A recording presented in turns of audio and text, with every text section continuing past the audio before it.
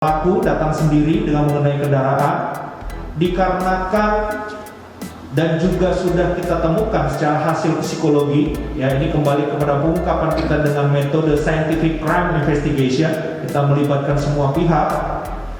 Adanya suatu motif dorongan hasrat seksual ketika melihat suatu hal yang menarik, baik itu lokasi, orang, tempat maupun waktu. Ini menyebabkan pelaku merekam sendiri dengan menggunakan sarana handphonenya di salah satu lokasi di dalam bandara YIA.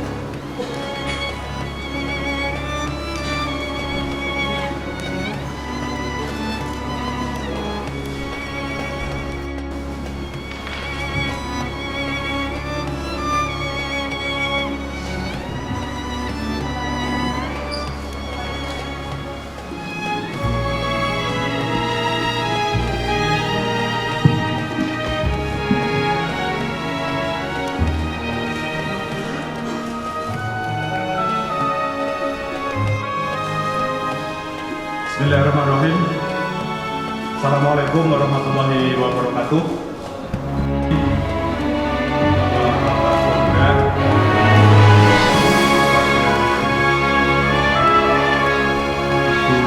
Psikolog dan semua pihak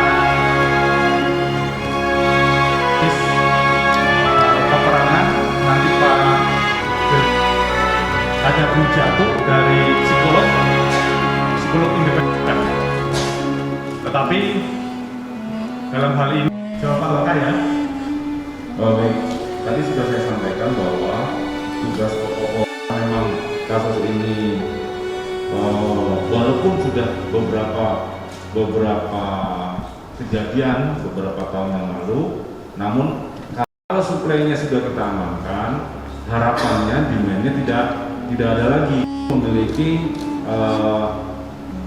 psikologi, sehingga terhadap gangguan kamtipmas ini adalah salah satu jenis gangguan kamtipmas yang terjadi. Izinkan kami memaparkan mengenai pengungkapan kasus dalam bentuk tindak pidana cyber yang melanggar kesusilaan berupa pelaku pornografi online. Modus operandi dikenal dengan nama ekshibionis dengan menggunakan nama akun @siskae_official. Jadi kita terima laporan polisi pertama kali di Polres Kulon Progo. Nanti ada Bu Kapolres sendiri akan menjelaskan juga bagaimana proses pertama kali menerima pengaduan. Kemudian diteruskan ke Direktorat Reserse Mabes Polda DIY. Kami menindaklanjuti langsung. Dan itu laporan informasi pertama kali kita terima di tanggal 2 Desember. Setelah kita nyatakan ini memenuhi unsur untuk naik ke dalam proses penyidikan tindak pidana, kita membuka laporan polisi di Polres Kulon Progo dan pelapornya LP-nya adalah model A. Dalam hal ini anggota yang menemukan sendiri perbuatan daripada pelanggaran tindak pidana tersebut, kemudian dilimpahkan prosesnya untuk dilakukan penindakan karena hasil dari analisa kami posisi keberadaan tersangka itu berada di luar daerah Yogyakarta. Dibentuk tim gabungan atas petunjuk dari Bapak Kapolda dan Bapak Kapolda. Tim sudah bekerja hampir selama 3 hari. Kemudian pada tanggal 3 Desember 2021 itu tim melakukan penyelidikan masuk sampai dengan ke daerah Jakarta. Di sana ternyata kita sudah ikuti dan Hasilnya bahwa ada dugaan pelaku ini akan bergeser ke Kota Bandung. Dikarenakan ini adalah tersangka atau target ini dengan inisial FCN adalah seorang perempuan, tentunya mengutamakan tetap terhadap hak-hak perlindungan perempuan, sehingga kami meminta bantuan kembali atas koordinasi di tingkat pimpinan kepada Polda Jawa Barat, dalam hal ini Polrestabes Bandung, dan kemudian di backup di stasiun Kota Bandung dilakukan proses penangkapan terhadap yang bersangkutan. Ini videonya silahkan dilihat di belakang. Nah, setelah proses ini dilakukan, ternyata memang benar pelaku menjelaskan bagaimana sampai dengan proses penguploadan dan tersebar viralnya video yang kita katakan sebagai suatu perbuatan ekshibionis, ya. Jadi pelaku memamerkan sendiri secara sadar alat kelaminnya, dan kami juga mendapatkan adanya suatu perbuatan yang melanggar kesusilaan, perbuatan yang kita katakan sebagai selfie sex, ya. Jadi kami lebih menghaluskan bahasanya dalam hal ini. Ini ternyata berdasarkan sama pelaku itu dilakukan secara sadar pada tanggal 18 Juli 2021 di Bandara Kulon Progo, Yogyakarta International Airport. Jadi pelaku datang sendiri dengan mengenai kendaraan, dikarenakan dan juga sudah kita temukan secara hasil psikologi, ya, ini kembali kepada pengungkapan kita dengan metode scientific crime investigation, kita melibatkan semua pihak. Adanya suatu motif dorongan hasrat seksual ketika melihat suatu hal yang menarik, baik itu lokasi, orang, tempat maupun waktu. Ini menyebabkan pelaku merekam sendiri dengan menggunakan sarana handphonenya di salah satu lokasi di dalam Bandara YIA Kulon Progo. Kemudian motif yang kedua setelah kita gali, pelaku sendiri memang di dalam kurun waktu 2017 sampai dengan 2021 melakukan suatu motif ekonomi, memanfaatkan perbuatan ini dengan mengupload ke dalam situs-situs berbayar yang semua server dan basisnya ada di luar negeri, tidak di Indonesia. Salah satunya yang bisa kami sebut di salah satu situs onlyfans.com. Dari sini pelaku mendapatkan sejumlah uang terhadap videonya tersebut, dan kalau kita lihat secara analisa konten, ini sudah masuk ke dalam termasuk top hits. Jadi pendapatannya bisa diperkirakan di atas sampai dengan 20 juta.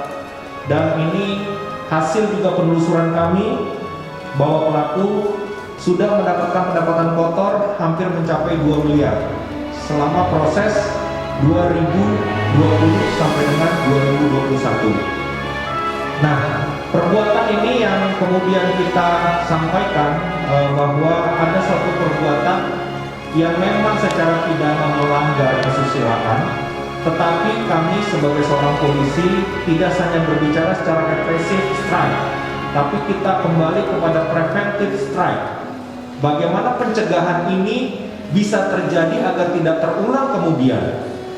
Kami berhasil mengamankan 2.000 file video dan 3.700 file gambar yang sudah kita take out semua dari seluruh media-media online yang ada. Ini dengan catatan agar tidak ada lagi yang mengupload kemudian. Kami meminta bantuan dari Kementerian Informasi RI, Kemeninfo untuk melakukan pemblokiran terhadap seluruh akun-akun tersebut, termasuk kita bekerja sama dengan para pemegang aplikator yang ada, dikarenakan undang-undang mewajibkan untuk hak tersebut bisa dimiliki oleh negara, dalam hal ini negara yang hadir di dalamnya. Nah, kemudian di dalam prosesnya sendiri tadi sudah disampaikan sebelumnya bahwa barang buktinya nanti ada di sebelah kanan dari sini atau sebelah kiri rekan-rekan. Ada kamera, kemudian laptop, kemudian ada lampu dan sebagainya yang dipergunakan dalam proses produksi konten. Jadi kita bagi 3 kategori alat bukti ini atau barang buktinya. Kemudian yang kita temukan identik, tadi kan saya sampaikan sudah ada 2.000 video dan 3.700. Ini ada kita temukan berbagai macam barang-barang, tapi sebagian tidak kami tampilkan di sini, yaitu antara baju blazer, rok hitam, dan kacamata. Dan hasil perolehan kejahatan yang dilakukan oleh tersangka sendiri, yaitu berupa mobil, perhiasan, dan adanya beberapa buku rekening yang kita jadikan alat bukti nanti di dalam transaksi keuangannya, termasuk dalam bentuk mata uang asing yang kami sita dari lokasi yang dipimpin oleh Bapak Wakil Direktur Krimsus kemarin dalam proses penggeledahannya. Nah, kemudian berbicara selanjutnya mengenai bagaimana dalam menghadapi proses terhadap perbuatan daripada pelaku sendiri. Tadi sudah disampaikan oleh Bapak Kapolda, Bapak Wakapolda, kita menghukum perbuatannya, tetapi jangan orangnya. Maksudnya di sini orangnya setelah kami melihat mendalami secara perilaku melalui ahli psikolog, nanti dijelaskan sendiri, bisa diambil ke penjelasan sedikit. Yang bersangkutan ini ternyata mengalami trauma masa lalu. Trauma masa lalu yang menyebabkan dia memiliki perilaku menyimpang yang kemudian pada saat ini terjadi. Memanfaatkan, sekali lagi memanfaatkan kelemahan atau negatif daripada perkembangan teknologi industri saat ini. Nah, perbuatan ini tentunya tidak akan terjadi apabila demand-nya tidak ada. Kalau demand-nya ada, keinginan orang untuk menonton, keinginan orang untuk mengakui dan sebagainya, ini yang sangat berbahaya. Sedangkan untuk pasal yang kami terapkan kepada yang bersangkutan, yaitu pasal yang termasuk di dalam Undang-Undang ITE 27 ayat 1 berbicara mengenai melanggar konten atau dokumen elektronik yang berisi mengenai kesusilaan, juga Undang-Undang Nomor 44 Tahun 2008 mengenai pornografi.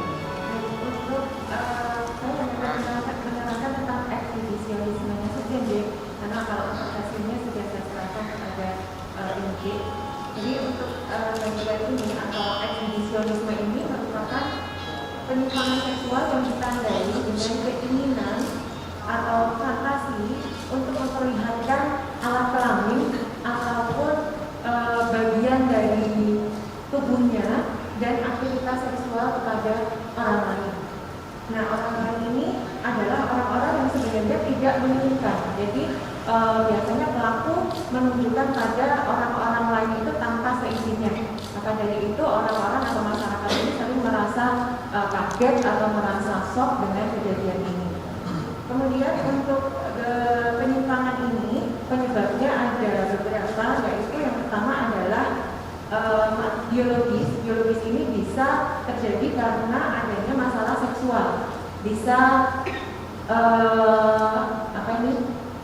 hasrat seksualnya terlalu tinggi atau justru dia terlalu pasif atau hasrat seksualnya terlalu rendah.